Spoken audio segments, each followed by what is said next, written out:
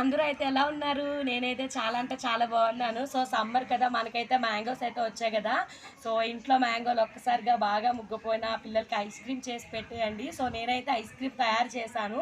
So ఎలా వచ్చిందో చూద్దాము, ఒకసారి అయితే చూడండి. తీసే ముందైతే మనం గ్లాస్తో వాటర్ తీసుకొని సో ఇందులో అయితే పెట్టుకోవాలి. సో పెట్టుకుంటేనే ఈజీగా మనకైతే వస్తుంది. సో ఎలా వస్తుందో ఒకసారి అయితే చూద్దాము.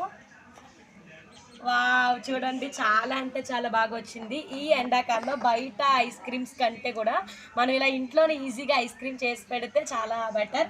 సో పిల్లలైతే అసలు ఆగట్లేదు, చూసారు కదా. సో తినండి. ఎలా ఉంది మాక్స్ జషి? సూపర్. అటు అటు.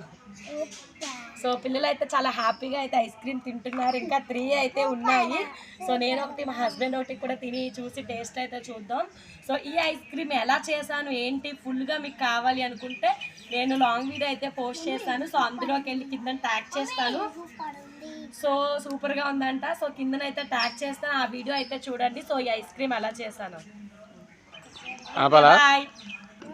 సో ఇంకా 4 అయితే ఉన్నాయి. వీడియో నచ్చితే లైక్ అండ్ సబ్స్క్రైబ్.